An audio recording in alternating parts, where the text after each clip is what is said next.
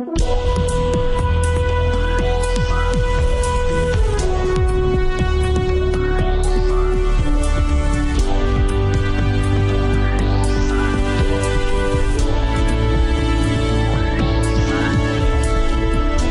to Real Money Talks, how to make money, manage money, and invest money.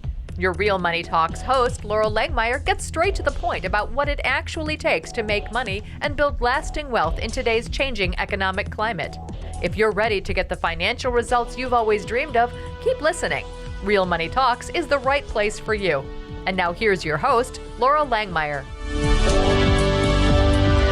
Hi, you are back at Laurel's Real Money Talks. This is Laurel today on our podcast talking about future pacing, planning, specifically our 120-day planning process. So it's a pretty proprietary process. We've been doing it for almost 2 decades.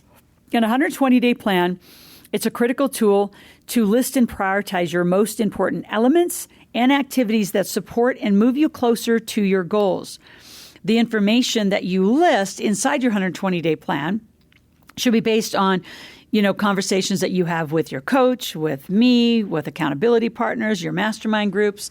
But what is it that you want? And the reason we always say it needs to be validated by, a coach, a mentor, someone else, is to assure that you really have it forecasted right. I always say you want to back into your goals. You want to go out for a while and then back in and say, so by this date, if this has to happen, I want to back into it. I want to chunk it so I know that it will occur. So for example, if I have a client who says, well, I want to buy 2 pieces of property, well, you need to be putting contracts in by X date, because by the time you get mortgage, appraisals, all of it done, it could be 30, 60 days easily before you close. So in a 120-day planning process, you want to say, here's my end result. Now, and then think through very clearly what actions are going to cause that result to occur, and then chunk it back. So in a 120-day plan, that's 4 months, you say, so in 4 months' time, this is what I want now. And then you say, and then I go into the month. I back it in by month. So what's going to happen month 4, month 3, month 2, and month 1? Because a lot of times you just start today and hope it's all going to line up back there and the 120-day plans.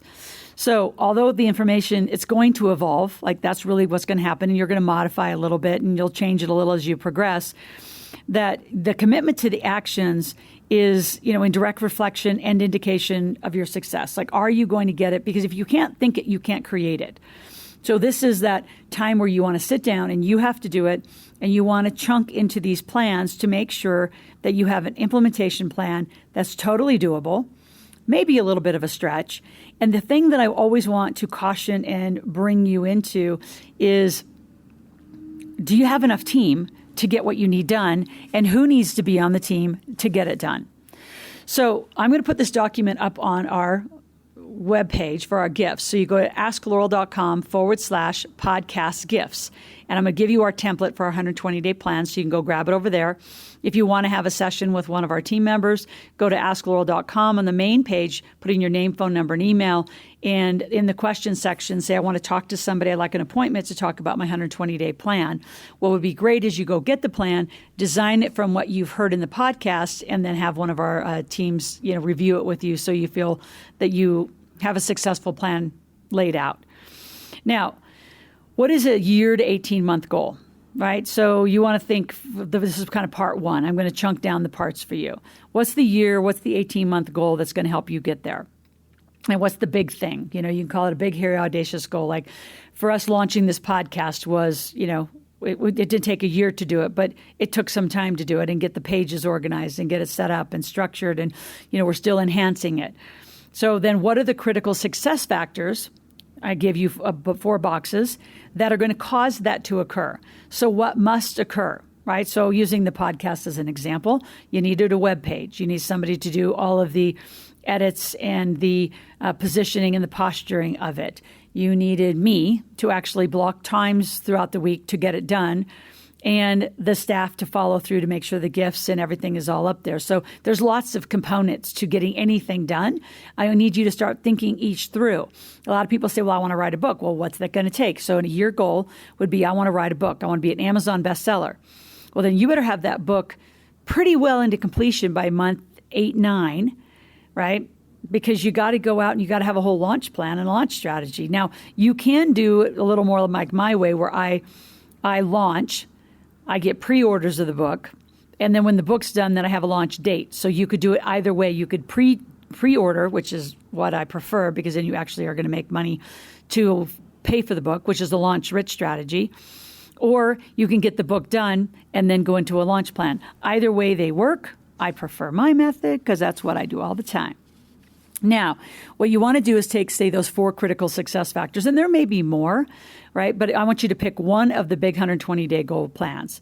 And what are the 4 things? Getting a book done. I want a podcast done. I want a YouTube TV show. I want a new product line on the market. I want to be, distributed in X number of outlets. So whatever your goal is, you want to set the goal and start detailing critical success factors of what's going to cause that to occur. Then on page 2 of our form, to help you guide towards it, is critical success factor, say number 1. So number 1 would be X. You need to do this. Then again, you cut into the actions and tactics. What's it going to take to get that done? So it's really what I call a cascading planning. I learned this from, Jim Collins does this. Jack Welch does this. It's a very standard planning model where you pick a big goal, big, hairy, audacious goal, and then what are the 4, 6, no more than 8 things that are going to get that done? Then you say, okay, now what's going to get number 1 done? And you list a whole bunch of actions, tactics, and I want you to get really clear. And then from that, I want to go out a little further and say, so who's going to do it? Because this is starting to get it all off of you. And then by when will it get done? So what needs to be done? Who's going to do it? When will it get done? And then you may want to go into the house. If you go into the house too soon in this planning process, then you get kind of what I call tangled in the weeds. You're going to get really down into the nitty gritty. That's the next phase of this. Right now, this is higher level. This is what I want. These are the high-level critical success factors. They're also called key performance indicators. And then you break those down into another 4 to 6 steps, which are actions and tactics, by who and by when. All right, so then page number 2, 3, and you go all the way through to the end. Now, how do you get further into it? This is the next level of planning, and I think very few people know how to do this. So then you go into the how-tos. So first of all, I do that planning with a high-level team. Then in our case, using Live Out Loud as an example, we would go into the departments because the rest of the departments don't have to know. So as a group, we need to know what's marketing doing, what's sales doing, what's accounting doing, what's operations doing, what are the fulfillment of our operations is broken to an event and program team. Where's the customer service and the follow-up, and then who's holding the technology. So if you look across any company, you have these departments and divisions. They need to all cascade and roll up to one big goal for the company, but then how is it going to get done? So then each department goes again. So each critical success factor, right, from those actions and tactics and who and when are broken down again. Now, this gets really, really myopic. This gets down to the detail of who's going to do what, by when, and do you have an agreement of the team? And even if the team's only 3 of you, are you the owner agreeing to how they're going to get things done? And I'll tell you a big, costly mistake that I have made in the past is not controlling that how-to all the way to the end. Because many times I'll see, and I'm going through elimination right now, of teams who have bought way too much technology, crossover technology, because the marketing team needed it, the programs team needed it, the accounting team needed something else, so everybody just kind of bought what they needed versus an aligned technical plan. And as smaller businesses, that's easy to do. I have tons of clients who've done it, including myself, and it's very expensive to untangle. You've wasted a lot of money, and you have your data all over the place. So really look at what technical systems as a group are going to run this plan, whether it's Infusionsoft or some subsets of different softwares. How's it going to tie to your accounting at the end of the day? If it doesn't tie to accounting and money, what's the point of you being in business? And from your web technologies to just the email sending to the Facebook, YouTube, to who's going to run Amazon, like all your technologies need to have some strategy and alignment of who's going to be running what and when. All right. So 120-day plans. Let's talk about future pacing. So future pacing is a term that I made up years and years ago. And what it means is as you, the leader, decide on these 120-day plans, and you can do 90-day, you can do 6-month. I wouldn't go all the way out to a year. Too many variables happen, too many economic impacts happen. I like 3 to 4 month planning. right? And then, continuing to adjust and continuing to adjust. It keeps you nimble, it keeps you flexible, and it keeps you mobile. So what I want you thinking about as the owner is future pacing your teams. So once these plans and these critical success factors and the actions and the tactics and the hows all get laid down with timelines, there's a lot of project tools you can use, tons of project from Basecamp. There's Microsoft has a great, smart plan. There's all sorts of planning tools. So you lay it all out so everyone can see what everyone's doing and they're required to use it. Future pacing, though, is more about the team. It's about the energy of the plan. It's about getting your goal. It's about rallying the troops to say, we're going for this goal. These are all the things that need to occur. Do you have all the resources do you need? Do you have what you need? And then if you're expecting people to be ready, you need to future pace your team, meaning on week 3, I'm going to need you for this. Will you be ready? By month 4 in week 2, I'm going to need you for this. Will you be ready? And then you're calendaring out the team that are the vendors that need to be inside of it. Now, you can delegate that to, again, the departments, but I also want to caution you about overusing vendors in cross-purposed ways. So again, your job is to keep the master plan aligned, keep those that are following in marching orders. You do need to put in some consequences to not using project management tools, to falling off the plan. Maybe you do some course correction of, you sit and have meetings to course correct the plan. But you're at the end of the day, the only one that cares that all this occurs. Keeping pace means future pacing, keeping people paced, keeping them contracted, keeping them paid, and keeping the machine moving.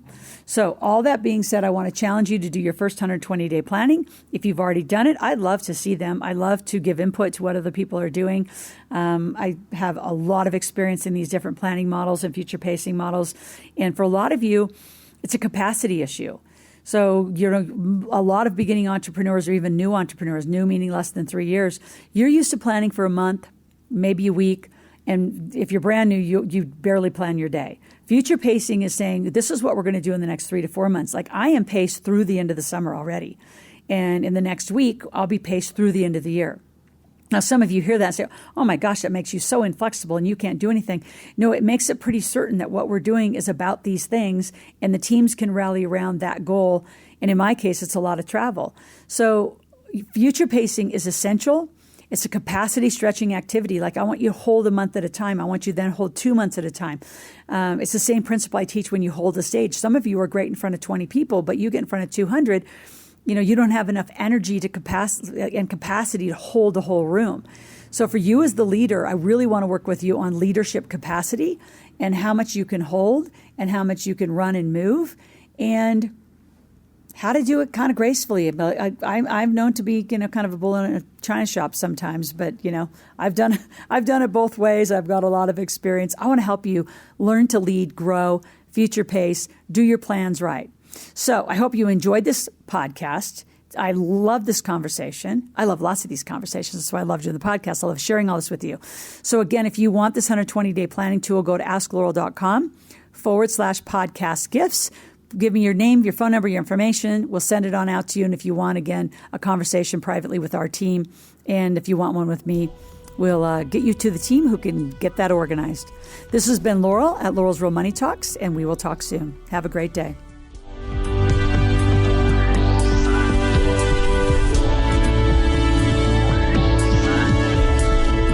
Thank you for joining Laurel for this segment of Real Money Talks, how to make money, manage money, and invest money.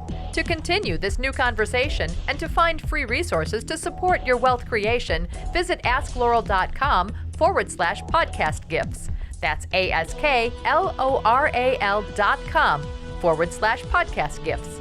Thanks for listening and join us again soon. New episodes are released every week.